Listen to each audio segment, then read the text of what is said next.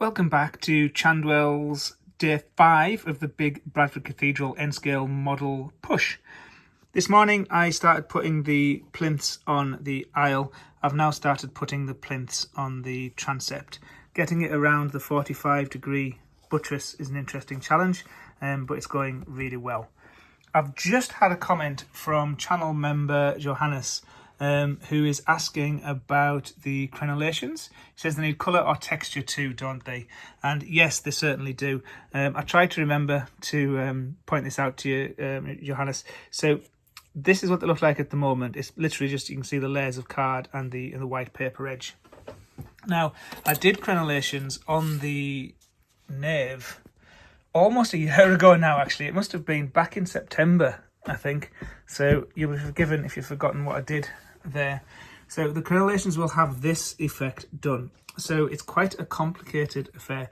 There is a layer of small card which sticks out 1/4 millimetre all the way around, and each one needs to be put on separately. One there, then one there, then one there, then one there, then one there, and so on and so on and so on. Then on top of that goes another 3 layers of card. I don't even know if you can see this. 3 layers of card getting progressively smaller, so it gives a little kind of lip to it, a little kind of like pointed top. So that is what the crenellations will look like. And if you remember the members video that I did at the time, I realised too late that the crenellations on this side were wrong. I've made them too tall and slightly too wide. So I've corrected them on this side. They're much more prototypical now. But the challenge then is they're much smaller as well, which means that doing those fiddly bits of card is going to take hours. So I'm not looking forward to that job, Johannes, but needs must. Anyway, for now, I'm going to get back to the transept. Whenever I'm putting a bit like this on and it doesn't match or line up to the bit beside it, I think, oh hell, I've made a mistake, which means that this and all the rest of it is wrong. But then I'm always cheered when I look back at the drawing and I think, well, actually I've made it right. It's a little bit further down, so that's that bit and that's that bit, so the bit below it should match up, but this bit is correct that it's lower. Phew. I don't know if you can tell, but every now and again I, for some reason, put the paper in the printer upside down. The paper's got a smooth side and a rough side, and the difference in quality is unbelievable. It comes out and you immediately realise what you've done. I'm so annoyed. Oh well, I'll print this bit again. Does the camera pick up the difference? This is printed on the correct side and it's beautifully high quality. You can hardly see, there's no grain there to be seen at all. This one, it's a much duller kind of colour.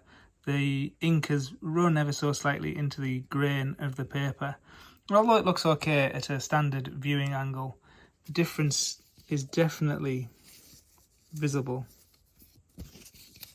And that's why I always try and get the paper into the printer the right way around.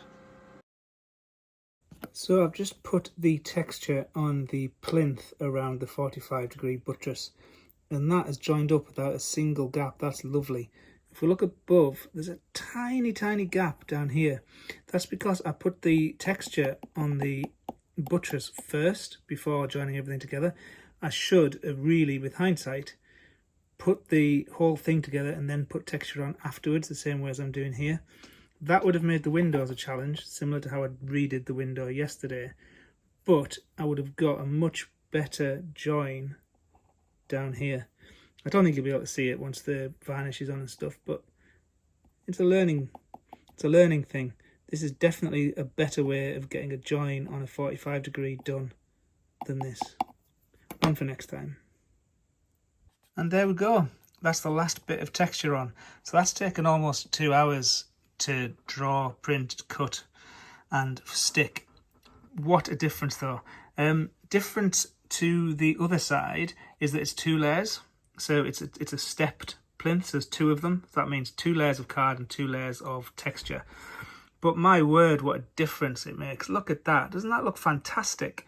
The way it comes around this buttress and then around the 45-degree one, it just looks, well, it looks solid, doesn't it? It looks really, really good. I'm so pleased with it. Can you tell I'm happy?